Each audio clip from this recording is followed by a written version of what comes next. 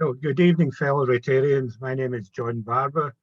I am the chair of International for District 1020, and we are having our first showcase on international projects.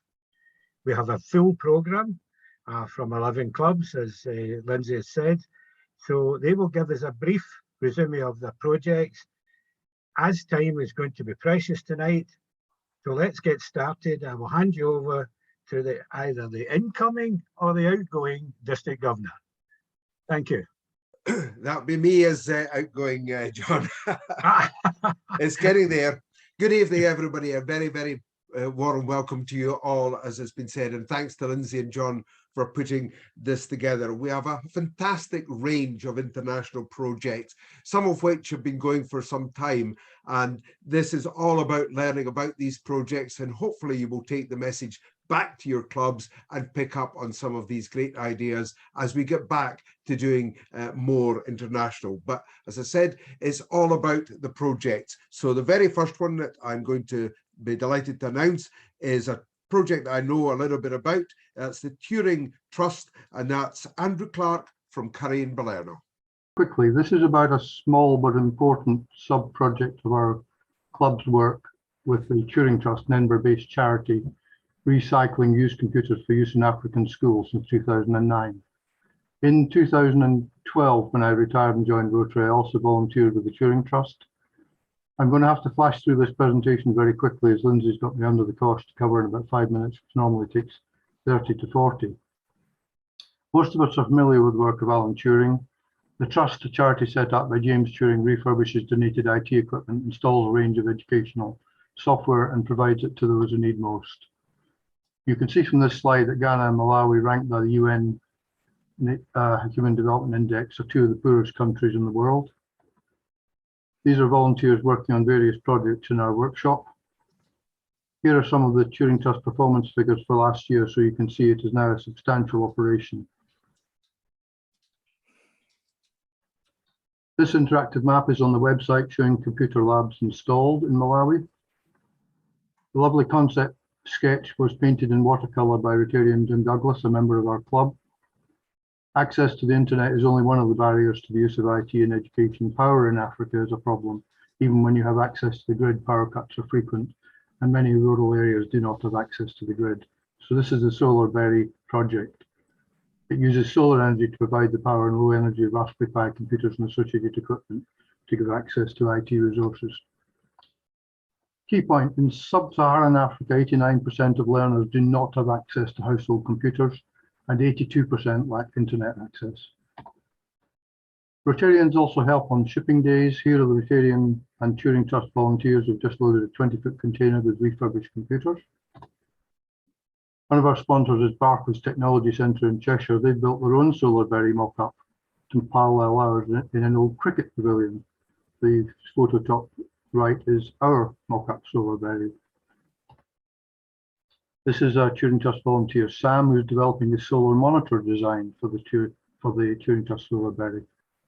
It's a screen photo of the solar monitor output, the unit designed and built by Sam. This is the container you saw in the earlier slide. It's being converted in Malawi by local contractors. This is the interior, part completed. Batteries to store the solar power generated, solar controller to charge the batteries, LED lighting on the ceiling, electricians doing the final wiring. Each workstation has a monitor, keyboard, a mouse, and a Raspberry Pi computer. That's the Pi on the right of the keyboard in the white and red case. Everything runs off 12-volt electric, so we can use readily available car parts. This is a Raspberry Pi computer. It's the size of a credit card, yet can power a server for a classroom. We install in each lab a huge package of software that effectively has the internet in a box. Rachel stands for Remote Area Hotspot for Education and Learning. This is the finished Solar Berry, ready for transportation to Choma, a village 17 kilometres to the north, which has no power grid connection, but has 3 schools. The Malawi school curriculum has computing as a mandatory subject. How can you teach computing without electrical power? So, some challenges. The completed Solar Berry weighs 4 tons. The only crane available is this 2.5 ton Hiab. How do they deal with that challenge? Well, first knock down the wall to drag it out. onto the road. Then you lift one end, back the flatbed underneath that end, lower it onto a wooden roller, then go around and lift the other end, zoom the lorry back underneath the container, then tie it all down for a very rock and roll journey, whilst traversing what passes for a road to the village. At Choma Village, the flatbed arrives alongside the foundations built by the local community. Now you reverse the procedure, towing it off with a roller underneath. Park the hive alongside, lift the end, drive the flatbed away. Our team truck ground to a halt at the side of the road. Another infrastructure challenge. It was found to have no oil in the engine and no water in the radiator. In Africa, the joke is they speak 180 languages, but not one has a word for maintenance. Despite all the challenges, they got the unit there and positioned it on the plinth. Solar panels were reinstalled on site, just under 1 kilowatt of power. Malawi has plenty of sunshine. Local school children got time off classes to repaint the unit in white to reflect the sun and fix the green shade cloth. And we even got a guy to paint the logos on by hand. School children are at the workstations. I'm always impressed that they all wear uniforms and are super keen to be educated. Our project team shown at handover to the Choma community. This is what we set out to do with the solar project, Solar Berry project. And a thank you letter from the PTA. I thought I'd just put in this slide. This is the elephant in the room, photographed by Sam before he decided it was maybe getting a bit too close. Nice Malawi sunset. This is the Solar Berry design team from our club. I'm afraid there isn't time to take any questions, but feel free to contact me, as Lindsay says, if you want further details afterwards. I'll put my contact email also on the last slide. Thank you for your time and attention. Well done, Andrew. Thank you very much. We'll move on now to the second project we're going to go to. Is over in Dunbar, and that's Robin Hamilton, who's going to talk to us about Kalimpong. Over to you, Robin. Okay. It should go automatically. Kalimpong, many of you have heard about Northeast India. If you look at the map there, the white area is Nepal, Bhutan and Bangladesh. It lies between these three areas in the very north of West Bengal. The area is steeped in links to Scotland because in the 1800s, Scottish missionaries went out there, particularly in this area around about Kalimpong and Darjeeling. And there are churches, hospitals, schools, all bearing the names of Scots. So there was a good link right away when we got involved in the project. So an overview of it. This started in 2011. The Vocational Training Centre, global grant of 69,000, contribution from 14 Rotary clubs. Many of them will be here tonight, 3 districts and 3 individuals from different parts of the world. Basically for the vulnerable in the community and trafficked women and children. So the red area is already complete and was opened officially in 2016. Phase 2, which is further training, a residential hostel, and 20 clubs have contributed to that so far. I'll give you a bit more about that as we go on. I've told this story a few times, but I met a fellow Rotarian from Kalimpong Rotary who had been president. I was about to be president, so in these days really keen, and I asked him, how can I help you? So 11, 12 years later, we're still in communication. We've gone through 2 earthquakes, 3 strikes and 4 disputes, but having done lots of emails, we managed to get a global grant 2014, and the official opening was 2016. I've subsequently been out in 2019, which I'll update you in a minute. When we talk about the vulnerable, just to clarify what we mean by the vulnerable area, unemployment's large in the area, school dropouts, drug, alcohol abuse, lots of issues. A lot of tea gardens have closed, but the 2 biggies are domestic abuse and trafficking. So that's what the training centre is trying to address in this area. So it's very much a humanitarian project. We visited in 2016. This was, we were taken to one of the rural areas near Kalimpong.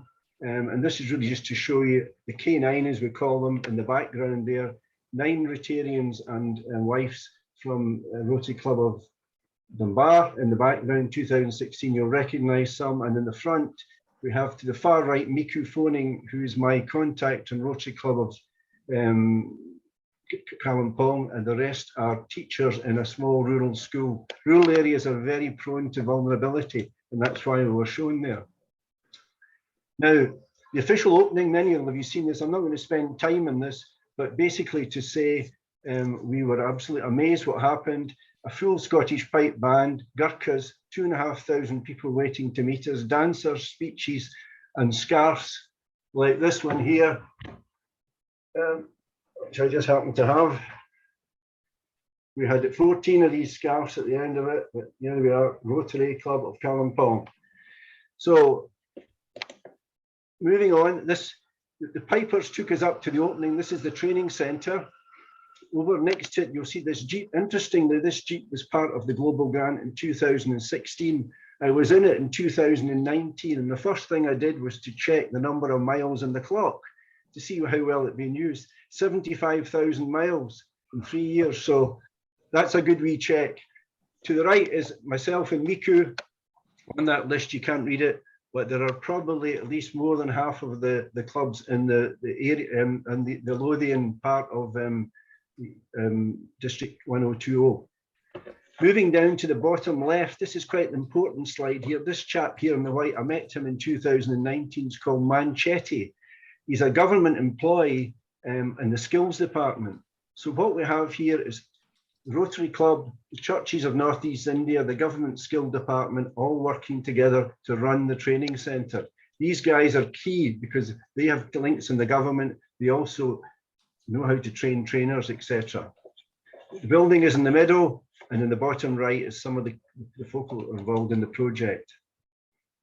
The training centre has been training for now since 2016-17. These are some of the courses: dairy farmer, electrician, electrical grower, customer service, etc. This is 4 current running. In 2017, there was 500 trainees went through. It got 5-star status, but I've got to say, 5-star in India is not what 5-star is here, but they still got it. 2018, 800 trainees, and 2020, 70 trainees. All these trainees, most of them got jobs. A lot of them had placements before they started. Some of them went into cooperatives. So key is the word sustainable livelihood. It started the whole project on the basis of trafficking, but now it's moved more to vulnerable, because originally it was going to be people rescued from trafficking, but we moved very much to prevention. The key in the area is after they did a needs assessment in all the local villages, everybody said training is the most important thing we can have, because it means people will stay in the area, people have a reason to live, they have a reason to make money, and that stops them being any sort of abuse and trafficking. So that the key has been a sustainable livelihood. The rehabilitation is virtually what the vocational training centre is do, retraining them, and the integration, again, is part of the whole process, which means they go back into the community with a job, and they contribute to the community and help stop the issues. A couple of more slides. The building, when I was out there, I met with, in 2019, I met with a few of the Rotarians, and we went to their meeting, and we're going to try and put 2 floors on top of the existing one, which is the yellow one. And we do this in 2 stages. One stage A, which is called the skeleton structure, which is the outline of the building, which will not obtain global grant, but will be funded by the Indian government, we hope. And stage 2, which is all the fittings, which is quite considerable, all the finishes, anything equipping would come from the global grant from the money I'm about to show you. So that's the two stages. Finally, this is the donations we have so far. We've got over $22,000. These are the clubs that have contributed. The ones on the right, plus 7 Australian clubs rowing down the Murray River, Inner Wheels, USA, have all come via the RAGAS group, Rotary Action Group Against Slavery. Mark Little, many of you know, I've worked with him for many years. He's hoping to come out with us. I haven't heard from him for a while, so I don't know if things are okay with him. That's a summary of where we are with the project. But just to finish, the key thing I think for this project is working together between Rotary clubs in Scotland, UK, and Europe, with clubs in India, with the churches of North East India, with the government of North East India. The government have indicated via the government minister that they will fund stage A of phase 2. We haven't got that in writing and tied down yet, but we're hoping to get that. And then Rotary Club of Dunbar, leading in this with the contributions, would do the finishes to everything and hopefully get underway with that later on this year. So that's a summary of where we are with the project. I think I don't know if there's anything more I need to say. There was just one other thing I've just missed here, but I can't think of what it is. That'll do. Okay, that's me. We'll move on now to the next presentation. Okay, thank you for that. So it's over to North Berwick while Cliff sorts himself out, and we have Alex Crawford, and it's Myra's Wells in Burkina Faso. Good evening, fellow Rotarians. A lot of you will have heard about Myra's Wells because quite a number of 1020 clubs have been supporting us. This is just a short update as to where we are currently. Oops.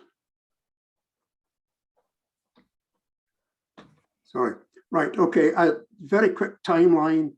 In January 2017, the club decided that having been made aware of the situation in Burkina Faso, that we would support one freshwater well.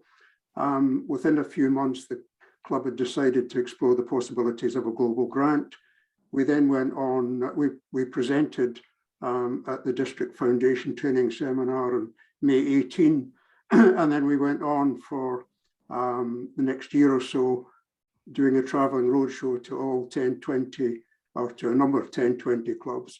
19 other District 1020 clubs pledged financial support. One non-district club also pledged financial support. Plus we had the grants from Districts 1020 and 6600 in Ohio pledge matching grants. We submitted the application, the Global Fund application in November 2019. It was approved in 2020. The clubs it's all in dollars, obviously, because of that's the way the global grant works. The clubs raised nearly $26,000. The district funding raised that to $29,000, and the World Fund added another $36,000, which left us with $91,000. And if my arithmetic is right, that for every pound or dollar that the clubs individually contributed, that was factored by 3.5 by the time the grant was awarded. And we received in September 2020, we received almost £70,000. What difference can wells make? The main concept of this altogether was that it was understood that children were not attending school because they were having to spend hours walking to collect water. And the idea was, of course, if you could provide water locally, then the schools could operate properly and children could be properly educated. The four peripheral pictures really kind of show the state of play before any new freshwater wells were absorbed. And the one in the center is a completed well with a hand-operated pump. Progress in 2021, there was no RI-funded wells achieved. I've written to the 19 other clubs explaining why that was. Progress in 2022 is quite different, that we've had 4 RI-funded wells drilled in the first 3 months. The water flow rates achieved in these wells have been very high. The 4 wells are currently capped, and they'll only be completed once we get the delivery of the ancillary equipment. And 3 more sites have been identified for trial drillings next month. Hopefully all 7 wells will be completed later this year. Okay, so on the left, when we did the estimates, on the left, a typical well cost £5,000. It was a hand operated. 5 years on, technology has kind of overtaken us. And on the right, you'll see there's a elevated water storage tank the roof is actually a set of solar panels, and in the center you can see that instead of hand operated, there's a tap there for people to kind of plug into. The water flow is so high in these 4 wells that this tank will have 2 water takeoffs rather than the one. The problem with the money, of course, is that it's more expensive. There's no more money other than the grant. So the number of wells, which was planned to be 14, will probably now have to be 10. But even so, it's still a multi-well program. The one thing I'd quite like to say was very quickly on the Myra's Wells history, that we've been incredibly fortunate tying in with these guys, and also with the host club in Burkina Faso. And you can see very quickly there what started off as an idea for just one well has blossomed into 247 wells. Each of the wells supports roughly 1,000 people, and similarly, a similar number of cattle. And that we have an excellent working relationship with the Myra's Well charity since the start of the project. And the Myra's Wells personnel, both in the UK and Burkina Faso, are very dedicated. I think that really that's all I have time for tonight. Thank you for watching. Thank you, Alex. That was great to see. Put on Cliff Robertson now, who's going to talk about the Komakasitwa Day Centre in Botswana. Cliff, are you okay? I think we're in business. Can everybody see me, see the slideshow? Not yet. We're just. Can't see Oh, you. sorry guys, I need to share. That's the reason. Your camera's off. Share screen. Perfect. Yeah, that's good. Have we got it up now? Yes, that's lovely, Cliff. Yep. Right, Good. okay. A nice picture of a loch. That's Let's get the desktop slideshow. Right, can you now see the slideshow? First slide. Yes. Right, hi guys. Yeah, this is a small overseas project. Total value £3,000, of which 1,500 was from district. Now, Komakasitwa is a little village in Botswana, and what we did was we supported the launch of a preschool day centre for kids. There was a term that came out when I joined the recently formed ICC, the 1,000-day citizen, and that's exactly what we're doing. We're supporting the 1,000-day citizen from birth to the years 3 to 4 years old before they go into the primary schools. Komakasitwa, the day centre, was established with the efforts and initiative of my neighbours in Botswana, Danny and Rihanna Bota, whose company, Engineering Services Africa, joined the Adopt a School project in Botswana, promoted by the Botswana government. Now, what's this all about? And well, Botswana, for those geographically challenged, is right in the middle of southern Africa, surrounded on all sides by land. It was in 1966 the poorest country in the world. And hey, they got independence then, and 6 months later discovered the world's largest, richest diamond deposits.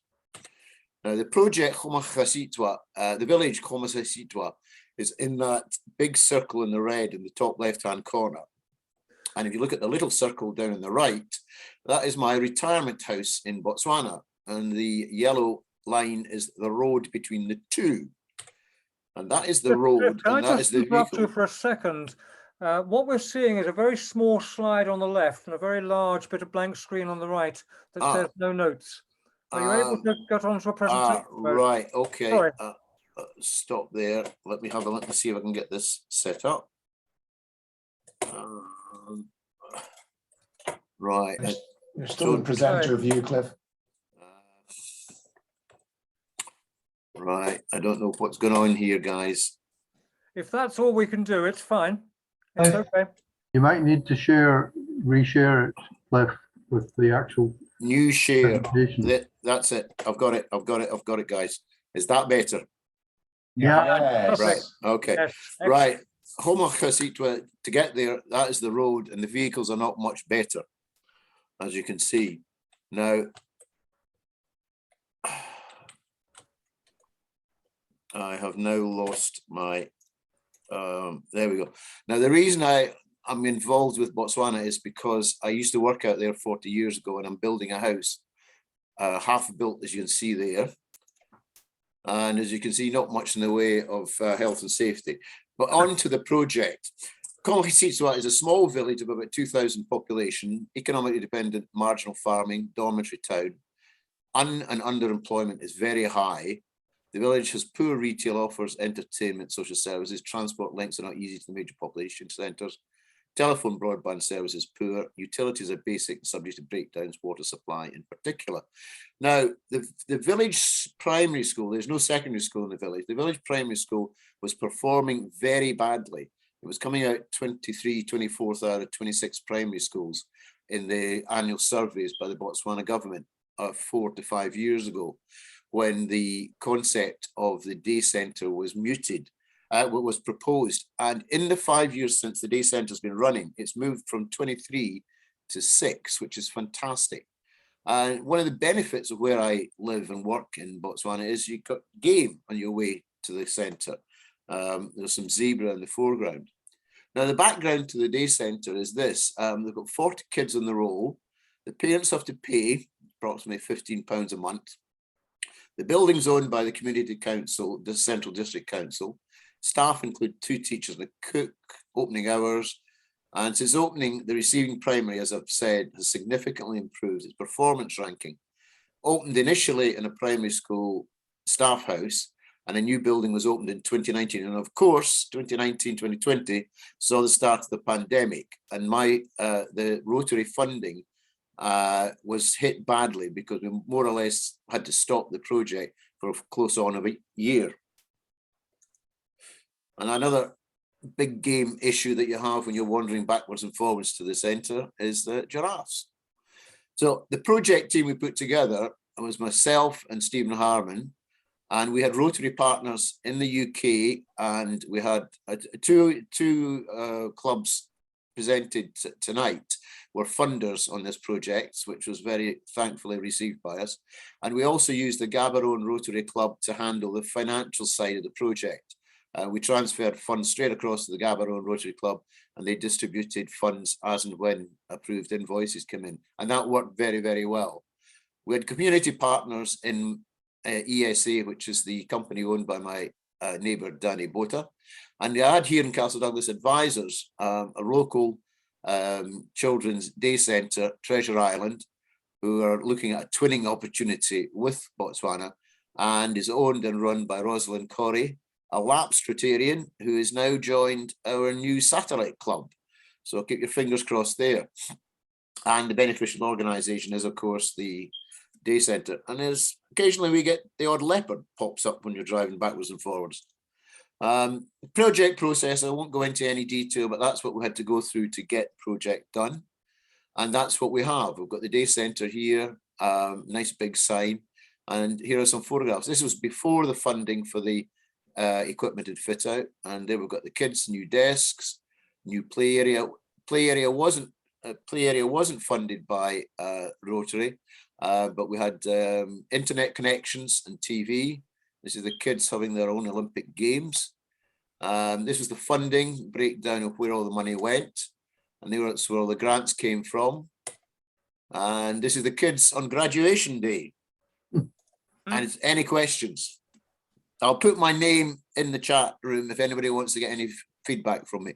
But it was a very easy exercise to do. I've got a passion for Africa, and gratefully received were the funds that came from a couple of the clubs represented tonight on this screen, on the screens. Thanks very much for that, Cliff. We won't have time for questions just now, but if you do have any queries, then please do get in touch with Cliff at Castle Douglas. We're now going to switch over to Dalkeith. If you're ready, we have Hilary Watkinson and Emma Wood from the Steka charity, and they're going to be telling us about a hostel for girls in Malawi. Over to you, ladies. Right, if you could, I don't think Hilary's there, but I think Emma is. I'm Gift. It's Hilary asked Gift and I to speak. about the project. So I hope that's okay. And we're just going to share our screen, which we're hoping is shared. Can you see? No, we're seeing you at the moment, Emma. Seeing a blank screen now, or a white screen. Okay. Should we do it that way? Oh no.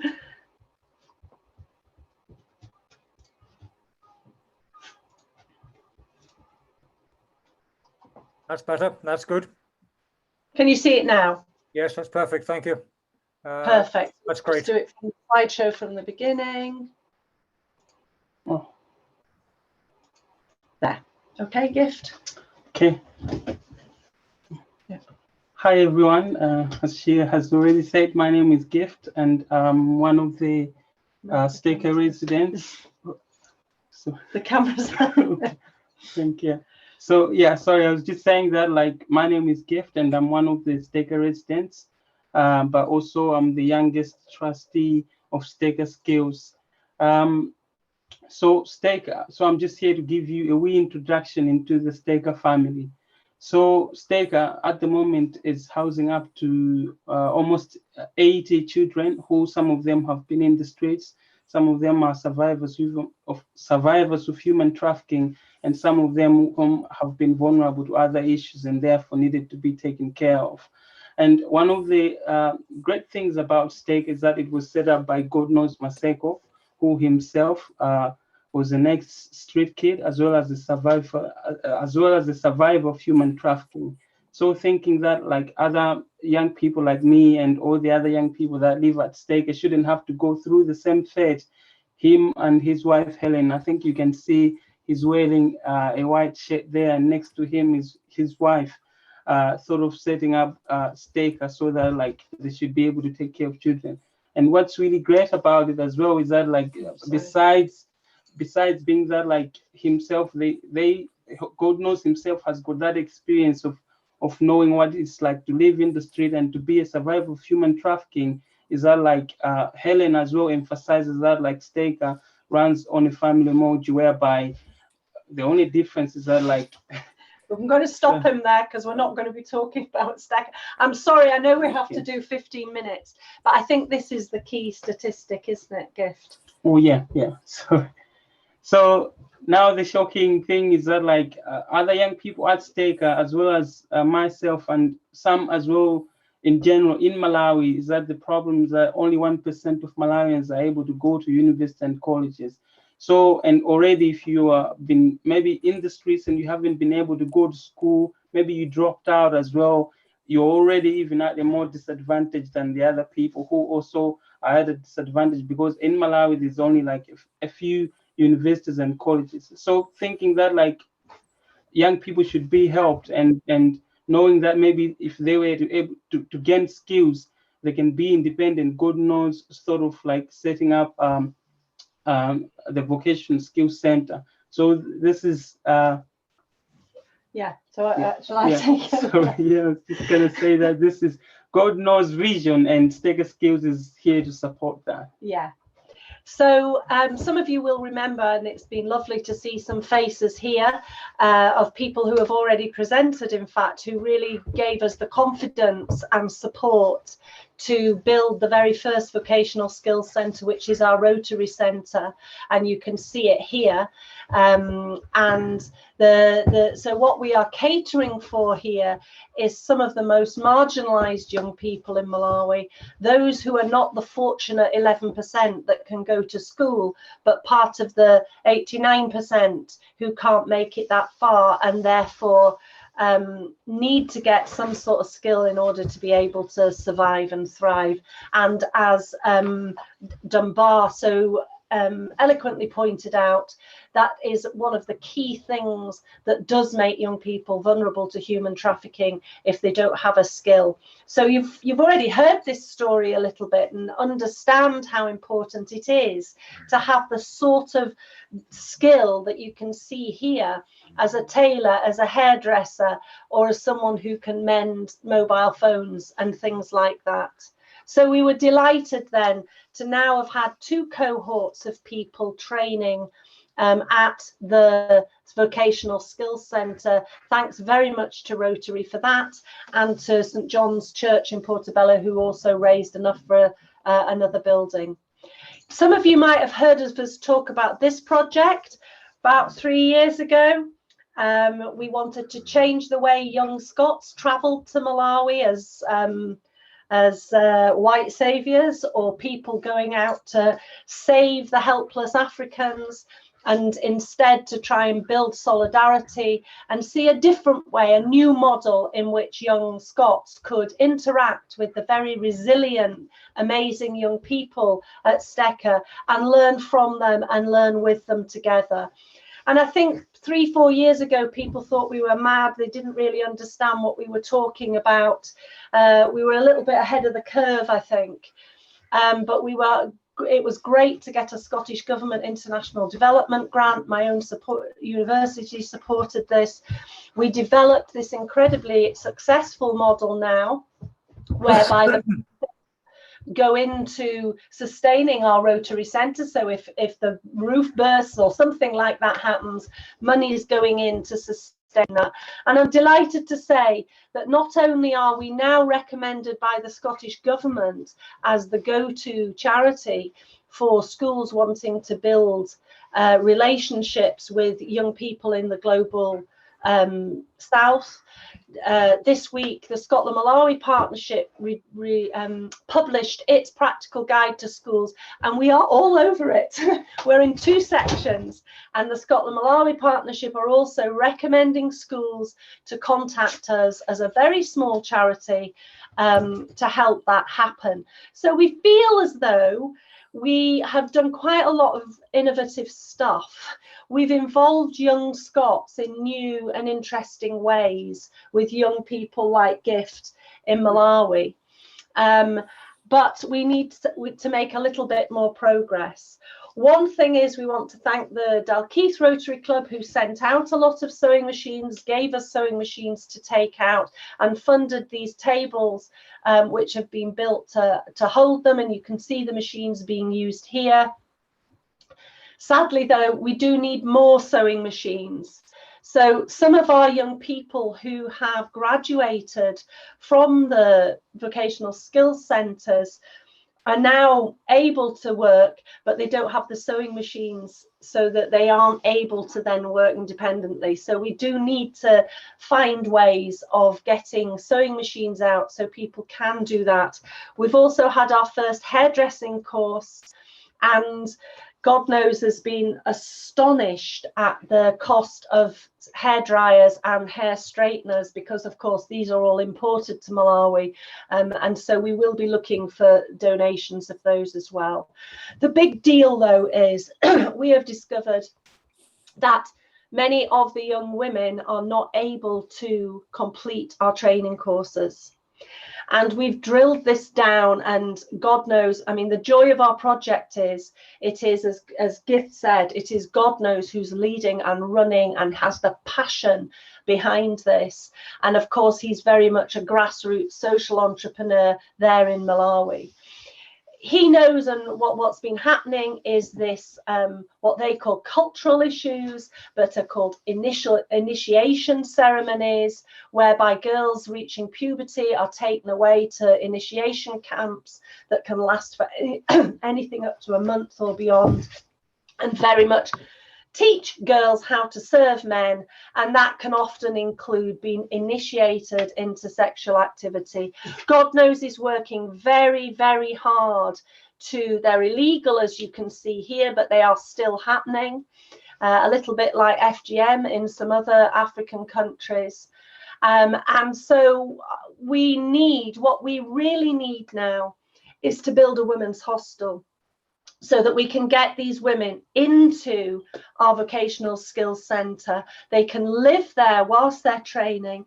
They can live together. And we've got a beautiful quote from this young woman who did manage to do the course, even though she's a young single mum, and said when she was with people who had not been trained just to serve men, or they had been, but they were then put into the vocational skills, and God knows, and Mac and others, we've got a female tribal leader who is doing the tailoring course. Once they were around those people with different ambitions who see women's futures differently, then life could change. What we need to do is create a hostel where this can happen for more women, so they can be part of this beautiful environment and get a different way of thinking. And so at the moment, we're looking to raise money for a women's hostel. What we do know is when these women have been transformed and their ambitions have been changed, and particularly if they train as hairdressers, they will then go on to talk to other women in what we call a safe space, in dialogue terms, where they can change other women's views as well about gender inequality, and in particular initiation camps. This is my track record. In 2008, I started doing critical dialogue, and we changed the drinking culture in the area that we were working, and changed the way that young people thought about getting drunk in Scotland. So we know that cultural change can happen in that way. And we've also seen such an amazing impact on young Scots that have met people like Gift and Sandra, who some of you might have met. She was here for 6 months as well. And I have a whole report, and I can easily give the link. It's online on our site, on our website. And the young Scots there saying they have learned how to be resilient. They literally say, my life has changed since we've done this. And we know that the partnership between the amazing God knows Maseko and us in Scotland really can bring about this cultural change. So we're looking for any clubs who would like to get involved or hear more from us. We'd be delighted to visit you anywhere and give a talk. Thank you very much.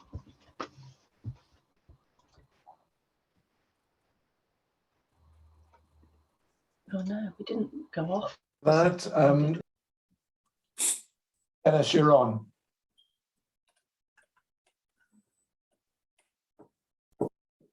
Hi, good evening, everyone. Apologies, I'm on holiday with the Northwest Highlands here. My dinner will be ready in the restaurant very soon, so I'll have to disappear, but I'll run through this very quickly, and I'm sure you can all see it. You can see the screen? Yeah. Yep. I'm being told my internet's unstable up here, but I'll try and get through this as quickly as possible. I really just wanted to produce a few slides to share with you my thoughts on how a wee club like Innerleith and Walkerburn and Traquair can deliver some big international projects, but we can't do it on our own. We need friends. And we've had so many friends in the last 18 months to 2 years to help us deliver these projects that I wanted to use this opportunity to thank them all, but equally to let everyone know that working together is essential. This African proverb talks to me about the importance of collaborating. You can really make such a big difference if you work together. It's very, very important.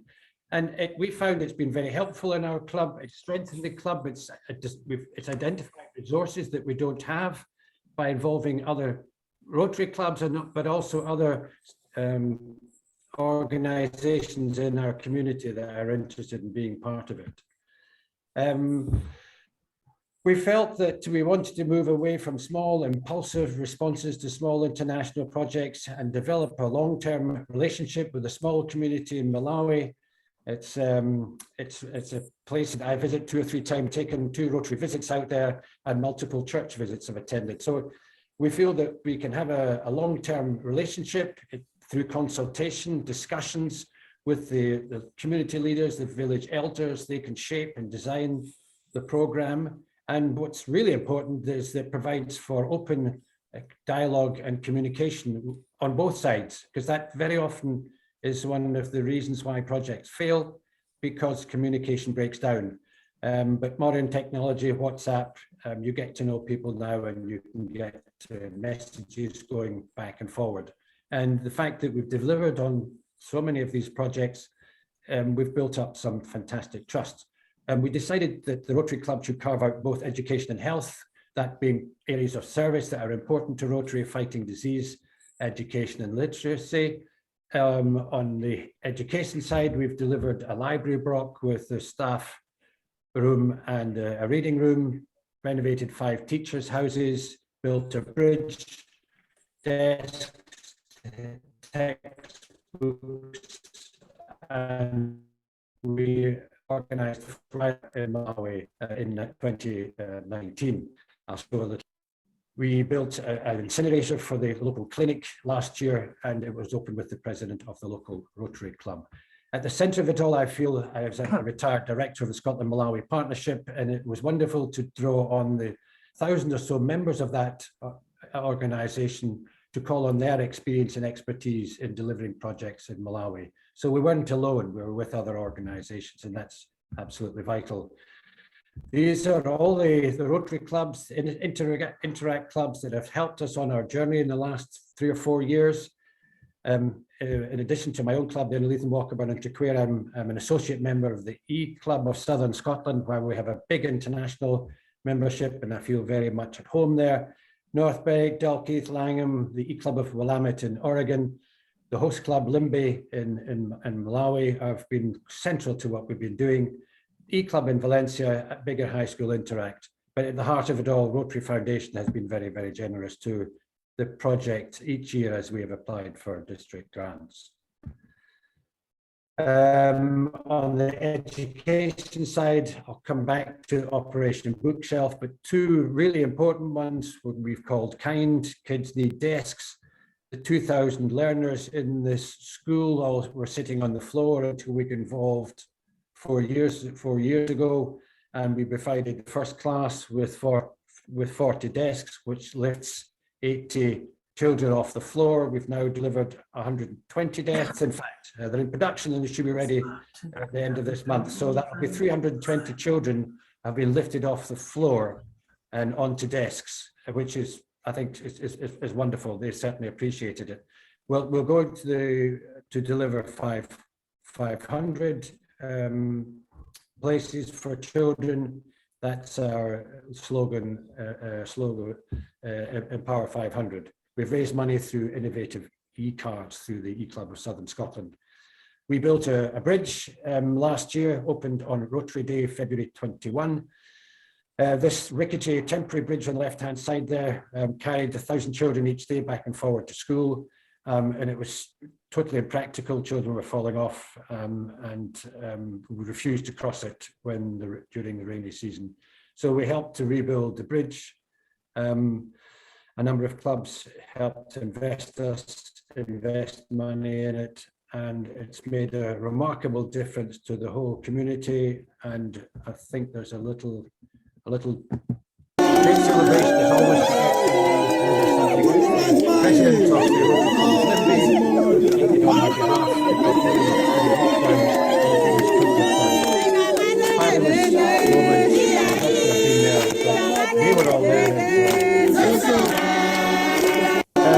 the Operation Bookshelf is a 22 project that we're running with the E-Club of Willamette Valley in Oregon. They wanted a piece of the action here, and so they've got involved by helping raise money to purchase 1,000 curriculum textbooks, which was considered a priority by the head teacher. The 2,000 pupils in the school only have 1 book between 10 children, and our ambition is to deliver 1 book for 2 children, so each one shares a book. It's her receiving her honorary membership of the E-Club of Southern Scotland, head teacher Annie Ciani. She's a very proud member of the E-Club of Southern Scotland now. So we're hoping to complete this in May by delivering the books in the next 4 to 6 weeks. And we're going to put a solar panel on the roof of the library and provide a printer. So that's that. On the health side of the column, we delivered this new incinerator last November. We opened it with the current president of the Rotary Club of Limbe, Samuel Dunga. He attended with me to set this on fire, and he was very pleased to make the statement that this modern incinerator by Malawian standards was going to provide a safe disposal for wastes, prevent future infections, and reduce the environmental challenge that they all have. So that was a great project that we're all very proud of. We also managed to squeeze in an environmental project on the Zomba Plateau. They're doing some to prevent deforestation or reduce deforestation, they're planting trees. So we all organized over 2 years virtual runs, raised $1,000. The first year, $750. Second year, these are all members from the E-Club United States, and they all took part in their own way, and we raised money to plant trees. And then in 2019, as I mentioned, we organized the first RILA in Malawi, and we're hoping to repeat it again. It would have been in 21, but we might do it this year if travel permits. That was a fabulous occasion, and they really enjoyed it. I could go on and speak a lot more about it, but that, folks, is my contribution to the showcase this evening. And like so many of us, we all love the warm heart of Africa and look forward to making many more visits. Thank you very much. Yes, Cliff, how are you placed for getting going yourself? Are you ready to go? Yep. Okay, back on, Cliff.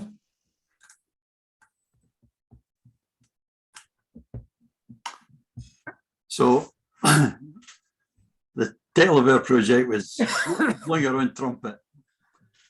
It came about, the members were complaining, nobody knows about it, they don't know what we're doing, and so on and so forth. And I played about and I thought, well, how do we tackle this? Obviously, the thing to do was to get back to education. So I looked around the club, said, our most successful projects Lend with Care.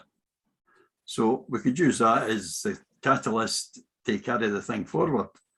So that brought up Rotary, the school and Rotary School ambassadors to Lend with Care. Purpose: provide opportunities for young people to work together and become dedicated to service and understanding. Introduce the four-way test. So while we're working on our project, we expect them to work using the four-way test as their guide, and that starts to introduce them to Rotary, what Rotary is about. We then give them laminated copies of Rotary's 7 areas of focus to pin up on the walls in their classroom while they're working on the project, making it a permanent display, and take them through each one so they find out in detail just exactly what we're about. And I'm just skating through these because I know you're all familiar with them.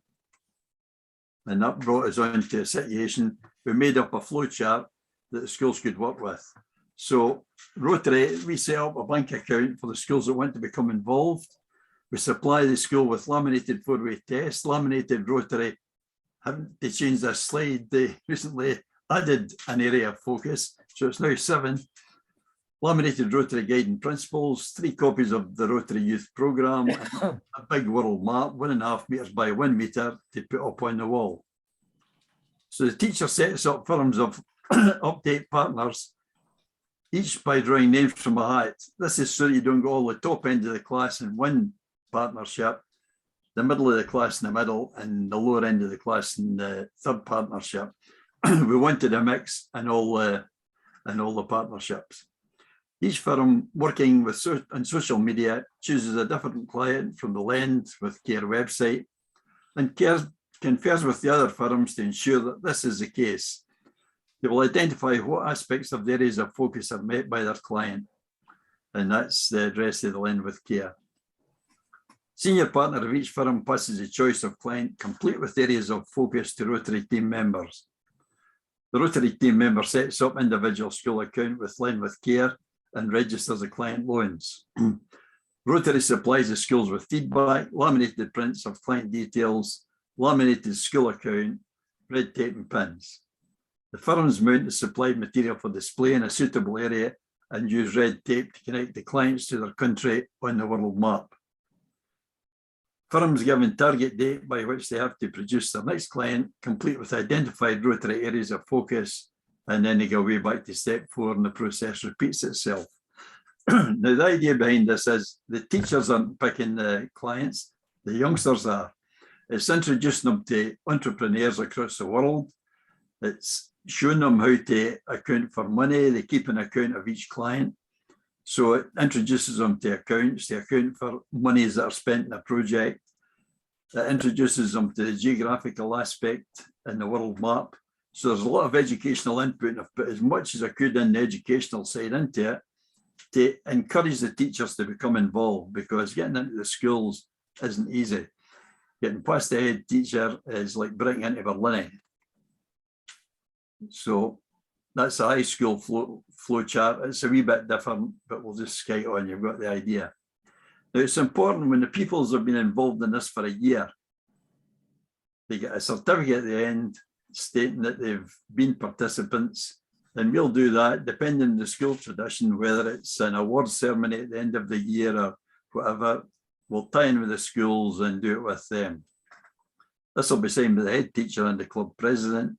It'll be laminated and given to the kids, hopefully when their parents are there, so the parents can see what they've been doing and what Rotary is about.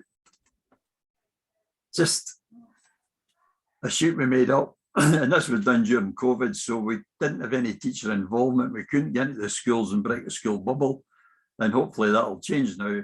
But this gives them a start and what we think should be on the sheet, and they can expand that to what they think their classes can cope with, and we'll be guided by them. This is a copy of an account sheet. So they put in their team name, the loan recipient, the occupation of the loan recipient, whether they're farmers or the milliners or whatever, and then the loan that they gave, £15. Each group, each small group gives a £15 loan. That's entered, and then the income is the income from their repayments. Now, it's an interest-free loan, but the loans have to be paid back. And as the loans are paid back, that means you accumulate enough money to pass on to the class that takes over the project the following year. That class moves on, a new class comes in and takes over, and they can start making £15 loans on their behalf. And that way, it's what we call the miracle of the loaves and fishes. It just keeps repeating itself, and everybody gets involved. So we give a feedback to the schools on a regular basis, the number of loans they've made. This was our pilot school, St Edwards. Number of loans they've made, entrepreneurs helped, family members helped, jobs created, credit added, donated to lend with care, loans financed, value of loan repayments, and credit available for the loan. Now you can see from the £185 that we put in to start with, £5 went to lend with care, the other 180 went out in loans, and today they've made £345 in loans. So this is the thing starting to become dynamic. The loans are paying for the repayments are paying for the new loans that are coming out.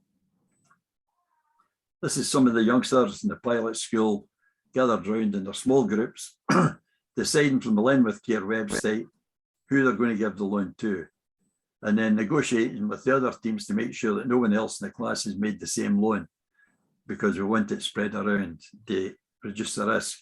And this introduces them to making investments. Don't put all your money into one thing, spread it around so that you reduce your risk. Now, my skills didn't manage it, but this is one of the youngsters telling why she made the loan for her group, but I couldn't get the video to work on the PowerPoint. I'll need to find out how to do that. This is the kind of feedback we give them. This is a lady that's asked for a loan, £643.85. Our kids have put in £15 towards that, along with several others. And it's amazing, these things disappear off the Lend With Care website in a matter of hours sometimes, because if they strike a chord with the people that are given loans, they very rapidly get made up to their £643 and the loan's closed. That's it, they've got their money. It also gives them the country they come from, and it gives you a wee bit on the family situation, the thing they're trying to do with the money, whether it's poultry farming, buying in feed for the chickens, buying more chickens, or arranging transport, or employing somebody to put up fencing to keep the chickens contained. That's all part of the deal. And the kids are learning about this all the time. We're introducing them to these entrepreneurs and getting them to the stage we hope eventually it'll be a case of, if I've got a good idea, I can make a business of this. and do it for themselves. So this is one of the maps. Now, in the pilot school, it's one of these PPF things, so they can't stick things in the walls. They can only do it in the boards that were put up when the school was built. So everything tends to be crushed down in this case. But you can see the world maps, you can see the loans and the pictures of the people who are given the loans to around the thing, and the strings going out to where the countries are. Setup cost for one school, well, we budget £250, and that takes care of the world map, laminated pouches, zinc cartridges, the money transferred to the school accounts for free off loans of £45, so that at that point we're getting once per term to give an ongoing connection with the school and Rotary.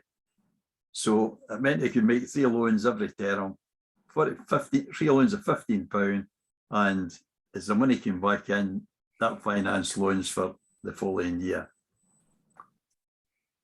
Now this is where we are in February. These are the schools we had involved: St Edward's number 1, St Edward's number 2. They went into the pilot school, they said, is this a fundraising thing? I said, no, we're giving you £180 for the kids that can make loans.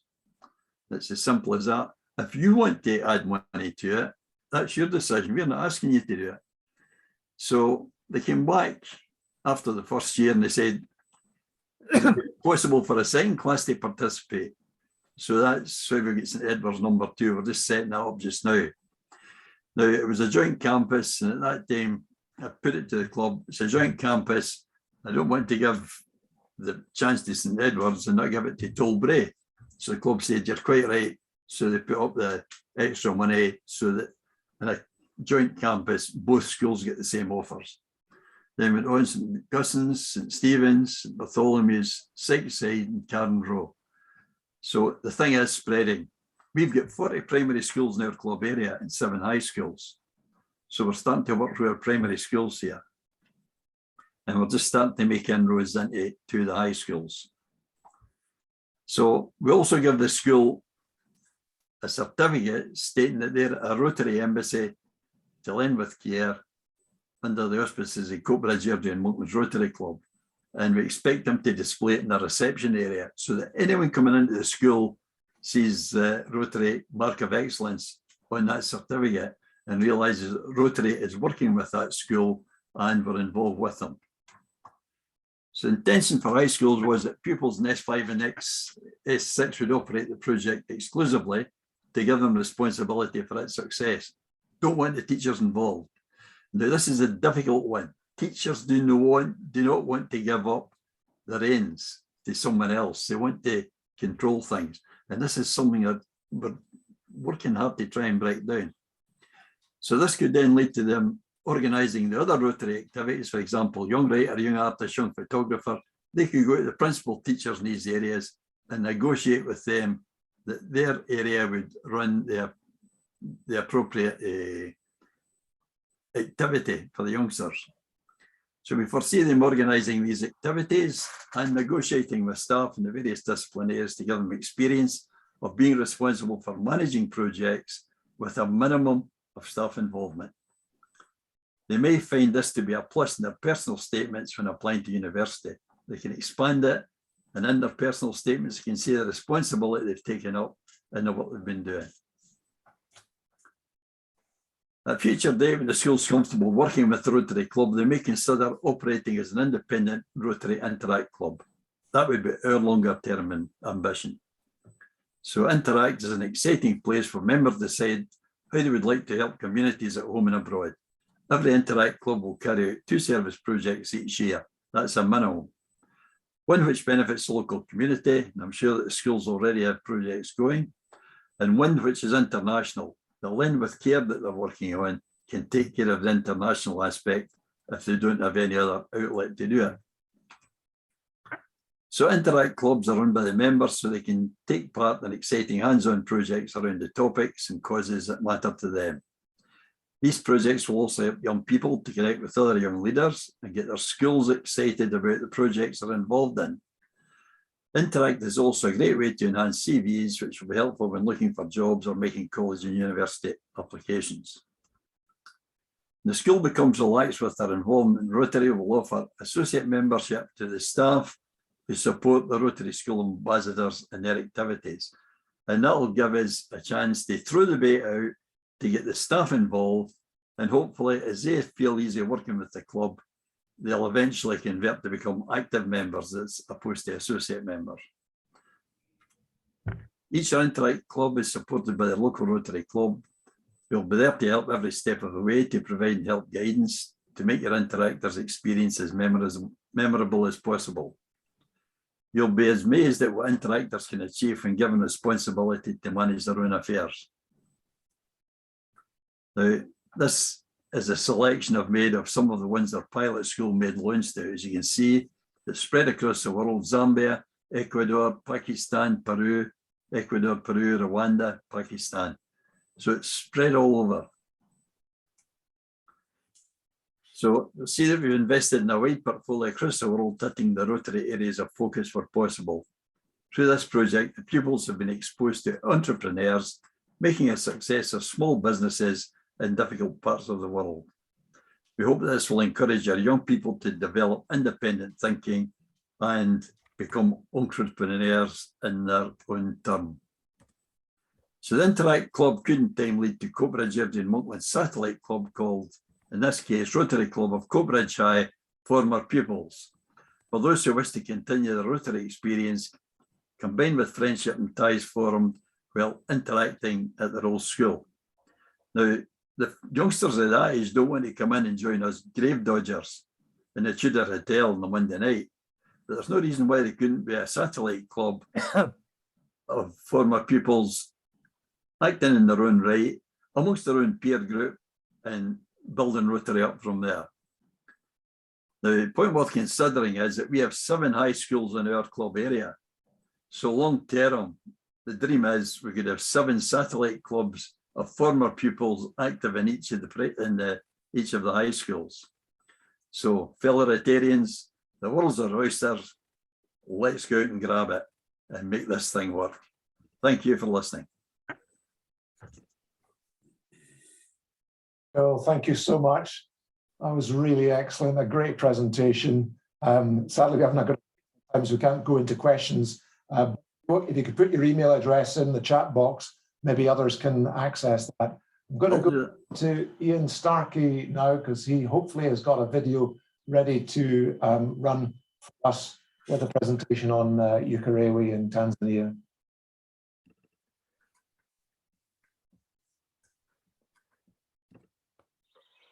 Hello everybody. The Rotary Club of Belize has a great project based in Ukerewe, which is an island in Lake Victoria. If you're looking on the map, it's right at the bottom, at the southern tip of Lake Victoria, opposite the main town of Mwanza, and it's in Tanzania. So that's where we are. What do we do? Well, it's been a project that's been promoted by one of the guys who was a district governor at the same time as me, way back in 2008, 2009. He was 1040 in Yorkshire, and his name is Dr. John Phillip. He's a retired breast surgeon, and since he retired, he decided to do what Rotary does to do good in the world. And he looked at lots of places in Africa and in India and in South America, and eventually he homed in on this Nancio town in Ukerewe. I've often asked him why, and he's not sure, but it certainly needed help, so I guess that was the main reason. The first project, which I was not involved in, was renovating the operating theatre and the sterilising room at the hospital in Nancio. It's a small hospital, it has very limited resources, and it has staff who are not necessarily as qualified and trained as you might find in the UK. It made a huge impact on the locals, and they've asked Dr. John, as he's known, to come back repeatedly.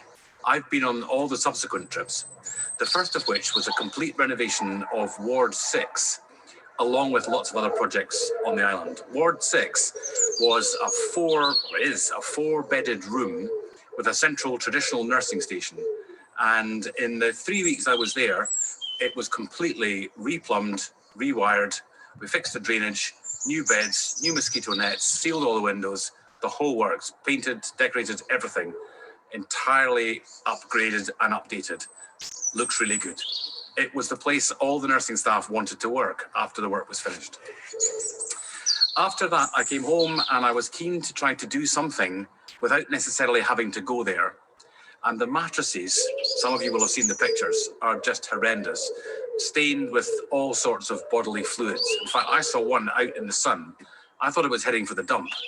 It was only out to be dried, and it was covered with you-know-what at every corner.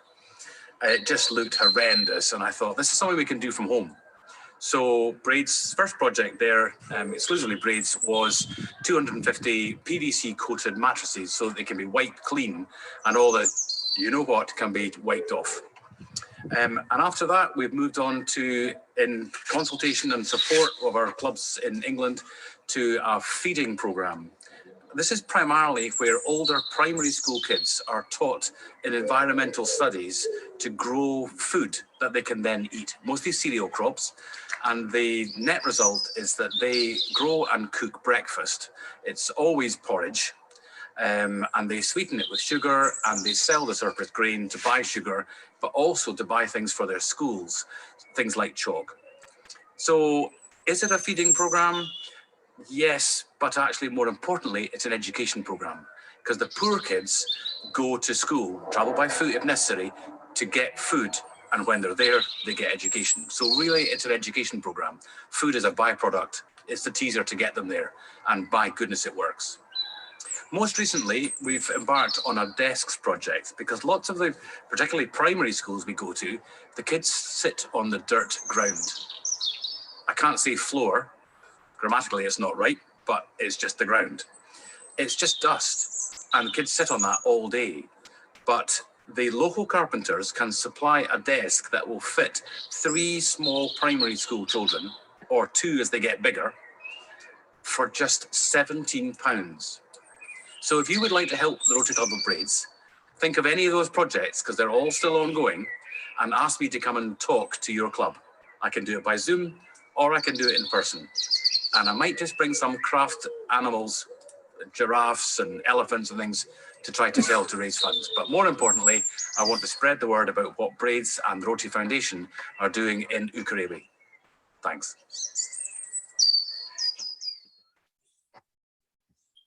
Thanks for that, Ian. Another fantastic project. They've all been amazing tonight, but I am conscious of time, so I will move on. If Jim Hetrick down in Eyemouth is correct with is ready with his project, Project Red, a Mumbai Kandawali project, something that's very close to my heart because it involves empowering girls. So over to you, Jim. Thank you very much indeed, Ken. Good evening, everybody. I'm going to keep this stupid simple and hopefully keep it short and to the point. I'm not going to be clever with technology because it is beyond me. Project Red is based around the Bombay Kandivali Club in District 3141 and is being driven by the Assistant Governor Deepa Goenka of District 3141. She was part of the RFE team that came over to 1020 in 2017, and she and her hubby stayed with me, which is how we established the connection in the first place. The project is a simple one. The problem's a fairly major one. As Ken has alluded already, Shaker Mehta's Empowering Women and Girls box is very much ticked as far as this is concerned. The problem is that many girls are actually losing school time. They're actually losing education because of their periods. So basically, a natural part of their life is holding them back from potentially achieving the best that they can do in their education program. So once a month they're out of school. 40% of adolescent girls between 15 and 18, Deepa tells me, don't attend school during their periods. To add to that, 22% of schools have actually no functioning loos. The sewage system, as we know, is not as good as it might be in parts of India. And 63%, which is a staggering figure, of schools don't produce any education or provide, sorry, any education on menstrual health for the girls. So the environmental problem is one of single-use products that are potentially not disposed of correctly. I mean, our sewage system over here can't cope with disposable wipes. We end up with blockages all over the place. A system which isn't up to our sort of standards, it just doesn't cope and blocks. I have, as part of, so seen as part of a video, an Indian gentleman up to his waist in what Alistair was referring to on his previous video, and it certainly wasn't a pretty picture, but it's clearing the blockage. So the solution, to what's required, it's a solution that's affordable, that's environmentally friendly, that's easy to use, and that fulfills all the needs. And the girls become aware, confident, and focused on their education and health. And the solution is a she hygiene kit. And basically, the girls are supplied with a leak-proof jacket. First new message received Monday, March 28th at 6:44 p.m. It's no me. Hi, it's Ethan here. Just call message deleted. Shall I just talk over that? So the hygiene that will be rude, Jim. it can contain leak-proof jackets, washable cotton inserts, an instruction manual, a leak-proof pouch, and cotton knickers. Costs for these and for the packs is something of the order of 260 rupees per pack. And within that pack, there are 3 pairs of cotton knickers, 1 leak-proof jacket, 3 cotton inserts, the leak-proof pouch, and the instruction manual. So, but in essence, when these things are being sent on to the school, Rotarians will go into the school and work or talk the girls through the instruction manual, particularly in terms of the sort of health and hygiene of reusing the items. So 260 rupees is about £2.62. If each club in District 1020 provided £251.92, we could actually get 5,000 girls in the Mumbai area back into school on a regular basis. We have the connection with Mumbai. We are prepared to act as conduit for funds. We have received some funds already from Edinburgh Rotary. Deepa is more than happy to do a full-blown presentation to clubs. Ideally, a special event at a weekend or a lunchtime club is easier for her, obviously, because Mumbai is 4.5, 5 hours ahead of us. So evening clubs, it's the middle of the night when we're asking for presentations. But that's the story. Project Red, we would like very much for as many clubs as possible to consider adding that to their international schedule. Thank you. Thank you very much indeed, Jim. Excellent presentation on Project Red. What I would like to do now is invite Paul Campbell from the Kirkcudbright Club to do a presentation. Paul, are you ready? Unmute. Hello, can you hear me? Yep. Can everybody hear me? Yeah. Yeah.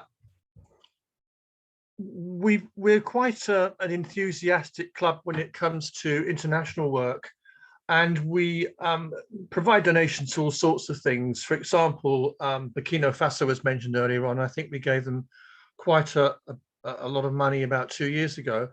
But what we like to do as an individual club is to focus on really one project a year, which will attract a district grant. And just a bit history, in so doing, we like to work with a host partnership club to really be very clear about due diligence and so on and so forth. And I think what I did this was last year, early last year, was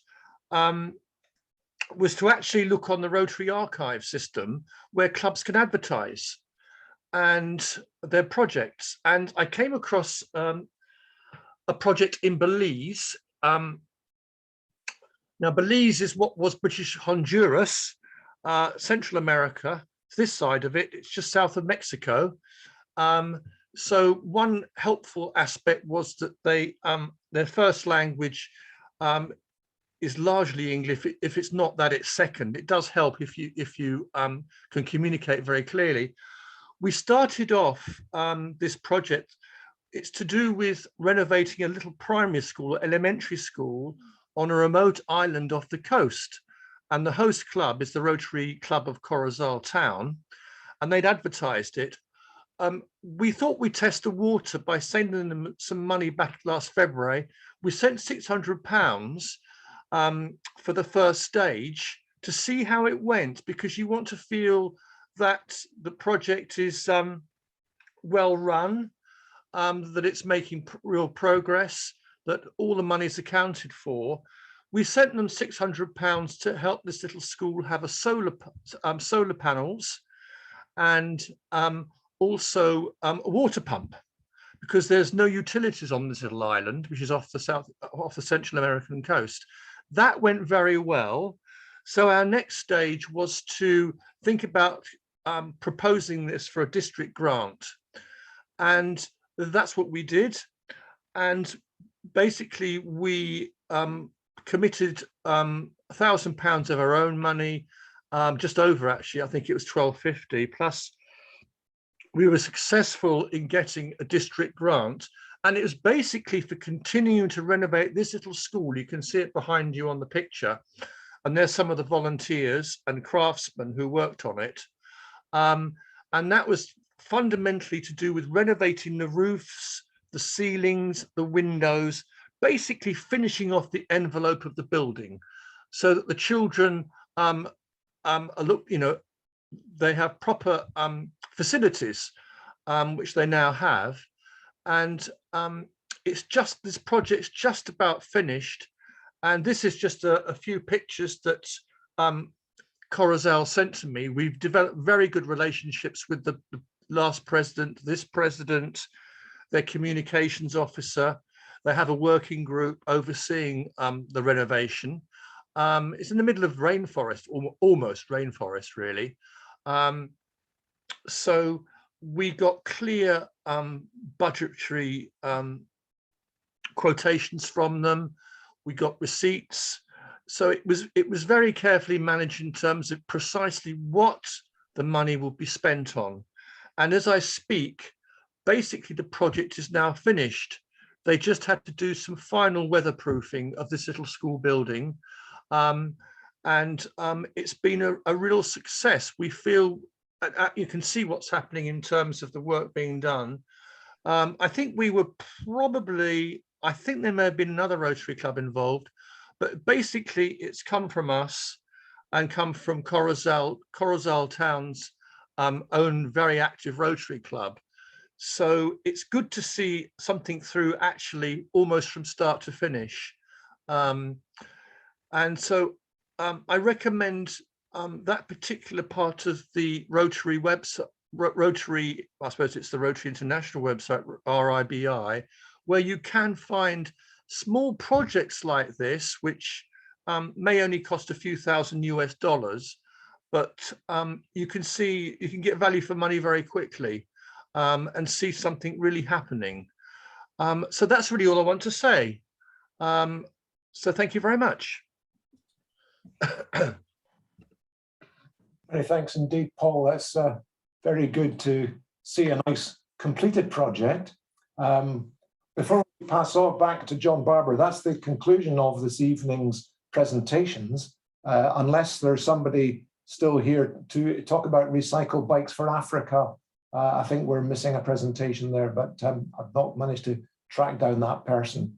I mean, what I wanted to say was that a lot of people think that Rotary District 1020 doesn't do a great deal of international projects. I think all you've got to do is just look at what we've seen tonight. And the reality is that we are amazingly good at delivering international projects, at coordinating clubs and club members together to make this all happen. And our district team leader, John Barber, and his team deserve a great deal of credit for enabling so many of these projects going ahead, as does district team leader Alan from the foundation team, who has enabled financing for many of these projects. And all I would say to you before I pass it back to John Barber is, have a think about international. Have a think about whether you want to get involved in the District International team and assist in District 1020 delivering so many fantastic things in the coming year. John needs as much help as we can give, and I hope you agree that what District 1020 has been doing with international is truly impressive and fantastic. So thanks all for listening, and I'll put you on to John Barber now to wind up. Well, what can one say? Wow, that gets the old grey cells going. And I've got to say thanks for your support. It has been a great evening. It's very inspiring. And I look forward to working with any one of you or all of you. Any support you need, as they say, my name is in the book, and I hope you'll be able to contact me. So all I would like to finish by saying is good night and a safe journey to another room. And thanks for your time. Good night. Night.